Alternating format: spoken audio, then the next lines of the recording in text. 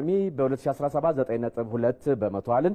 በ2018 ደግሞ የተነበየው በ10.2 በመቶ እንደሚያድግ አነሳን።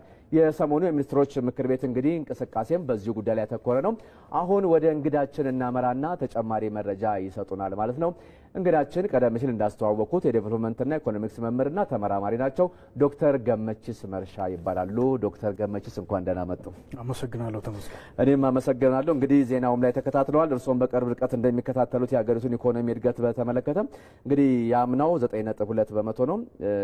የመጀመሪያው 2018 የበጀት ዓመት ደግሞ በተጠናከረ ሁኔታ መቀጠሉን ነው በሰሞኑ የሚኒስትሮች ምክር ቤት ስብሰባ ላይ ለማወቅ የተቻለውና ይህንን የኢኮኖሚ አፈጻጸም እርስዎ እንደ አንድ የዴቨሎፕመንት ኢኮኖሚክስ መምህርና ተመራማሪ እንዴት አገኙት?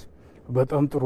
ይሄ እንግዲህ የሚያሳየን ሀገራችን ከማገገም ወጥታ ወደ ማንሰራራት እየተጓዘች እንደሆነ ወደ ትራክ ደብል ዲጂት ግሮስ ትራክ ወደሚጠበቅባት እድገት የመምጣት ሂደት ያሳያል።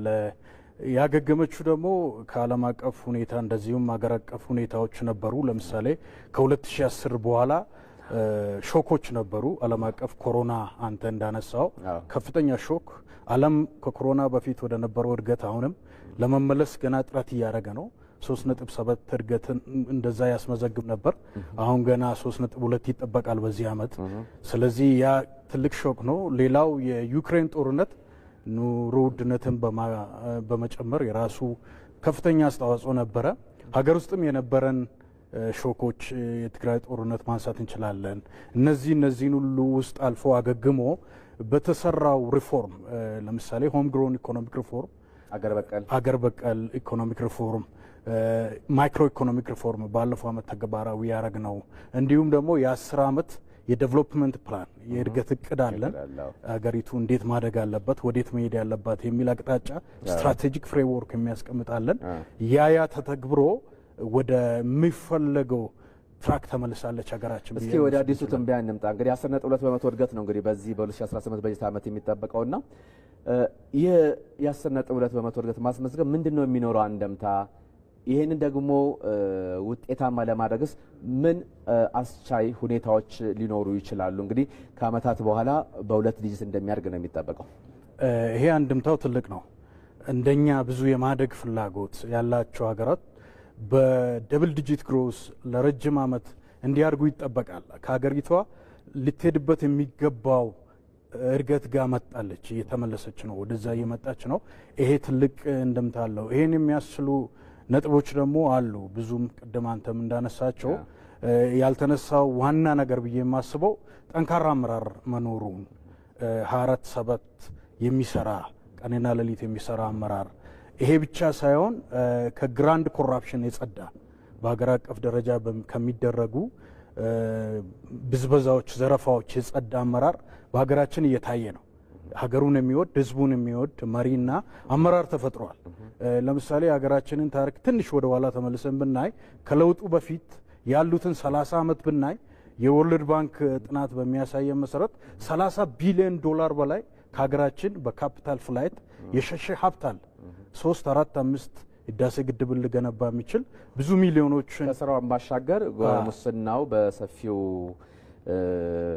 የሀገሪቱን ኢኮኖሚ በሚያናጋ ሁኔታ አለመሆኑም ያ በተለይ በትልቅ ደረጃ ግራንድ ኮራፕሽን መጥፋቱ መቀነሱ። ፒቲ ኮራፕሽን አለ፣ ስንወርድ የተለያየ ቻሌንጅ ይኖራል። እንደዚህ እነዚህ ነገሮች በጠቅላይ ሚኒስትሩም ሲጠቀሱ ነበር። ጠቅላይ ሚኒስትራችን ደጋግሞ እያረጋገጡ ነበር።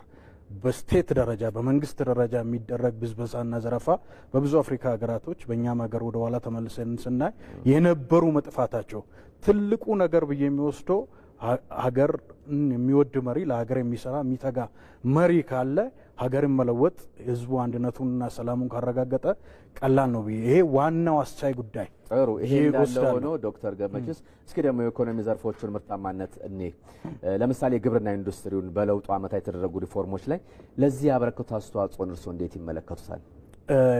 አሁን በሚኒስትሮች ምክር ቤት የቀረበውን ሪፖርት አፈጻጸም ሩብ ዓመት አፈጻጸም ስናይ ሁለት ወሳኝ ነገሮች ግብርና ኢንዱስትሪ ለውጥ እንዲያመጡ የተነሱ ሁለት ወሳኝ ነጥቦችን አይቻለሁ ከሪፎርሞቹ ውስጥ የመጡት። አንደኛው ጥራት ያለው ኢኮኖሚ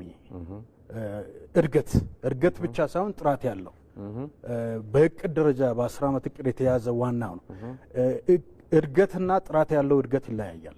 ግሮዝ እና ዴቨሎፕመንት በኢኮኖሚክስ ቋንቋ የሚባለው ጥራት ያለው እድገት ለማረጋገጥ ያ ምንድነው ምርታማ የሆነ አምራች የሆነ ኢኮኖሚ ንግድ ላይ ብቻ የተመሰረተ ወይ ግንባታ ላይ ብቻ የተመሰረተ ሳይሆን የሚያመርት ኢኮኖሚ ተወዳዳሪ በዓለም አቀፍ ደረጃ ተወዳዳሪ የሚሆን ኢኮኖሚ በግብርናውም በኢንዱስትሪውም በብዛ ዘርፉ በሁሉም ዘርፍ አቃፊ የሆነ ኢንክሉሲቭ ሰፊው ማህበረሰብ የሚጠቅም ኢኮኖሚ የሰፊው ማህበረሰብ ህይወት መለወጥ የሚችል የሚጨበጥ የሚዳሰስ ወደ ኪስ የሚገባ ኢኮኖሚ ነው መገንባት ያለብን።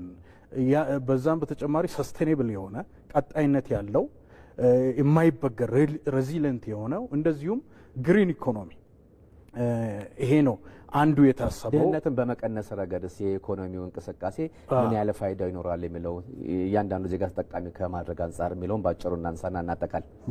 ለምሳሌ እንግዲህ ትላልቅ ፕሮጀክቶች መጥተዋል። ሰበቱ የጉባ ብስራቶችን ከዛ ውስጥ መዳበራን ማንሳት እንችላለን። የመዳበራ ሀገራችን የመዳበራ አቅርቦት በ3-4 እጥፍ የሚያሳድግ ነው። ያ ደግሞ ምርታማነትን ለምሳሌ በሄክታር 28 በአማካይ ታምርት ነበር ሀገራችን። ያን ወደ 60 በአማካይ በሄክታር የምናገኘውን ምርት የሚያሳድግ ይሆናል። ያ ደግሞ ከ30 እስከ 50% የሰብል ምርታችንን ያሳድጋል። ያ ኑሮ ውድነትን በመቀነስ እንዲሁም የዜጎችን ኑሮ በማሻሻል የምግብ ሉዓላዊነትን ማረጋገጥ ያመጣል። በተጨማሪም ኢነርጂ ብናይ ህዳሴ 5000 ሜጋዋት ተጨማሪ ያመጣል። ጎዴ ላይ ያለው ፕላንት 1000 ተጨማሪ ሜጋዋት ወደ 6000 ተጨማሪ ሜጋዋት ይመጣል። ይሄ ደግሞ የኢነርጂ ሉዓላዊነትን የሚያረጋግጥ ጉዳይ ነው። ስለዚህ ትልቅ ግብዓት ለኢኮኖሚያችን ይሆናል ማለት ነው። መልካም ዶክተር ገመቺስ መርሻ የዴቨሎፕመንትና ኢኮኖሚክስ መምህርና ተመራማሪ፣ ለጊዜው ለሀሳቡ አመሰግናለሁ። እኔም አመሰግናለሁ ተመስገን።